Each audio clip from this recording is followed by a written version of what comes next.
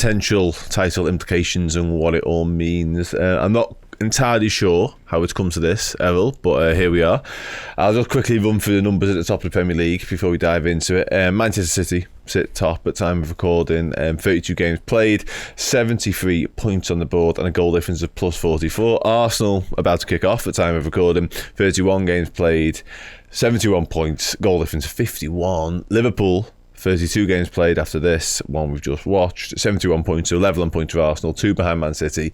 Goal difference is inferior by the power of 3 to Man City and 10 to Arsenal, so that's heavy within itself. But let's talk about it. Before we dive into sort of the game and how that transpired, is it over? Is all hope now lost? Ooh, it's hard to argue and say no. It's hard to find the positives and see where we can turn it around, because we're not just facing one juggernaut. We're facing, Arsenal as well in the mix, and rightfully so. They've put themselves there 2 years on the bounce now, so you can't ignore the threat that they possess. My heart wants to say it's not over, because mathematically it can still happen and there are still some big games to play, but I've watched enough football in my life to know how this ends now for Liverpool, unfortunately. And it's sad to say, really, because I don't like writing us off. It feels a bit shit, and the sentiment that I always want to kind of go with is, as a Liverpool fan, I don't feel an entitlement that we have to win year on year Premier Leagues. My stance is, put yourselves in the best possible shape to have 5 to 10 games where you stare down the barrel of it. And it was one of the things that I stuck my chest out most this season, was if Liverpool can get to the end of January and be in the mix within touching distance, there's enough lads that have been there and done it before that can look at each other and say, right, we might not have expected it at the start of the season, but here we are.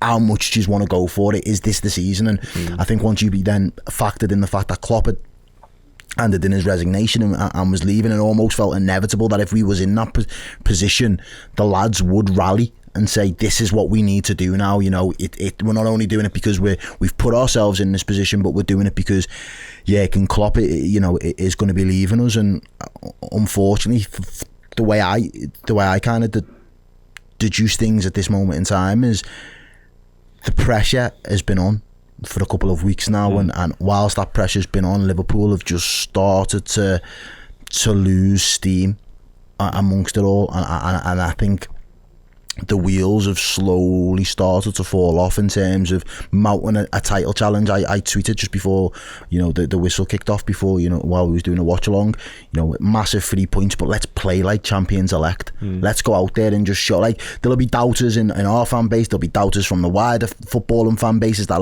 will be quick to write us off because we've wobbled a little bit, but let's just go and prove everybody that we've got the minerals and we are, we can consider ourselves champions elects by the way that we play and perform. And you can nitpick the performance and you can unpack it and say that ultimately in that final third it wasn't good enough because we didn't score, but we played Palace off the park at times today. There was some good moments in that performance. There was some chances that you just think, on another day we absolutely buried them and we beat them 3-4-1 or whatever it might have been, but it just wasn't meant to be today. And at this point in the season, when it's not your day, it does have a huge knock-on effect to the wider league, and it feels cruel because we're all Liverpool fans first, and we want our team to go on and do the business, but ultimately football is always going to be fine margins, and it is going to be cruel for whichever team doesn't win it. And the circumstances have been this season up until now, Liverpool have been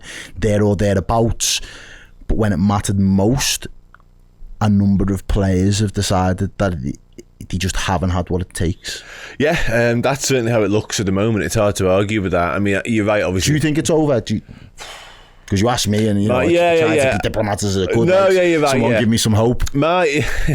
I'm very often the optimist in here. You said it, the build-up. I'm half full. Yeah, and I never will sort of change. Obviously, we are very much in the immediate aftermath of that, so it's about as raw as it gets ultimately. But my biggest concern, I still have faith that we could win the title. My biggest issue with it now, really, and it's kind of flipped from earlier on. So earlier on, I walked into this building and said, I think we can just win all 7 games. Obviously not going to happen now. Look at the bench, look at that bench. Exactly, it's true, you know what I mean? All that remains true, and I stand by every word I said.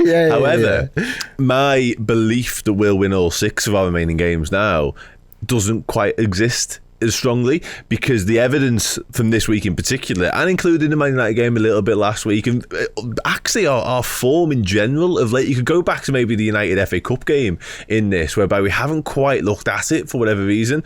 All of that evidence has built up and made me doubt whether we can actually win 6 games consecutively back to back in the Premier League, and that's obviously a major concern. I actually believe still, maybe foolishly, that Arsenal and Man City will drop points along the way. They will, and that's what will be. Therein lies hope. But therein lies hope. But there, for me, is the bitterness of it all, because it's like it's written all over. Because if you'd have just done your job, done your job, you'd have been fine all along. If you wouldn't have let the pressure get to you, you would have been fine all along, because other teams would have cracked, but you's cracked first, and as a result, now they grow confidence that they can just do it and get it across the line. I remember saying so much, obviously the part about January to be early into the season, but from the outset I was adamant. I just wanted to see the first 10 games. I didn't even don't think about the last 10 games and how all that's going to pan out, because there's so much football to be played. But I just kept saying, I want to see how we play in that first 10 games. And now I'm sitting here thinking, I was worried about the first 10 games.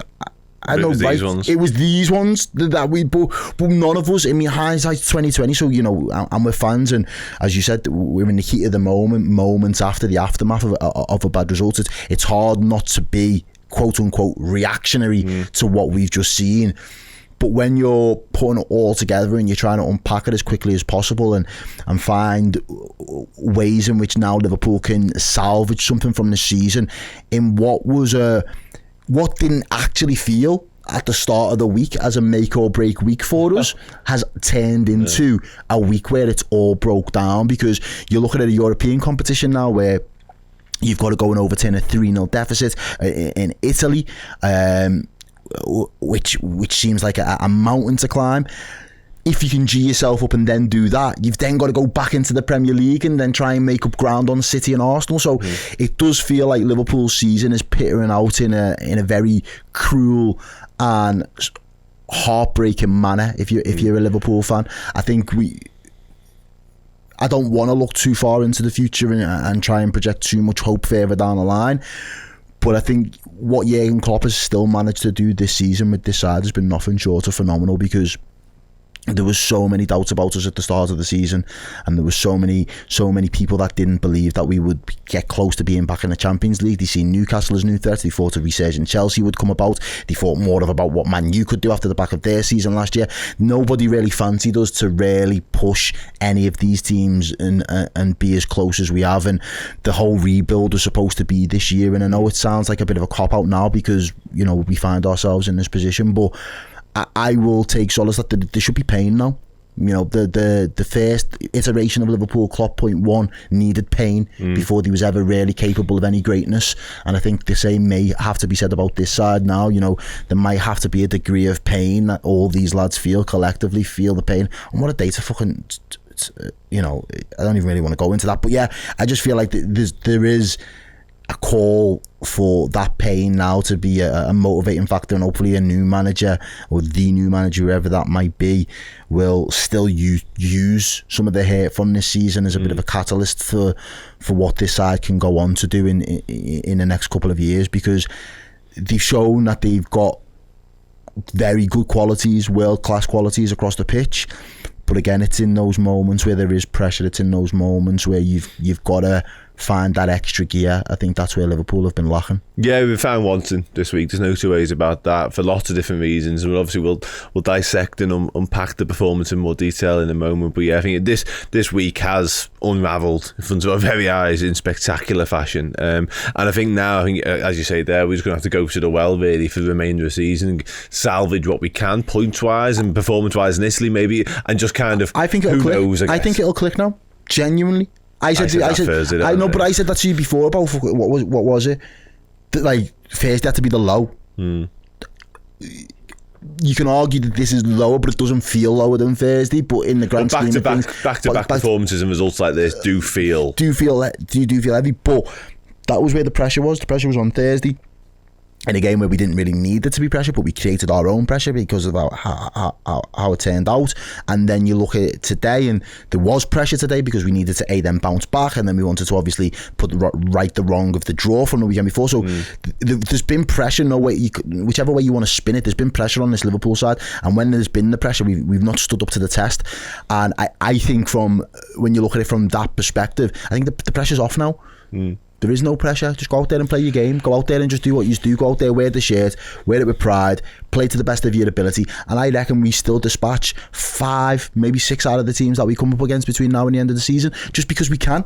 And I think that's the real shame. There's only really been, obviously the pressure would have if we'd have continued putting wins on the board, the pressure would have still been there. So you would have never have alleviated it until the last day, ultimately, or until somebody else cracked first.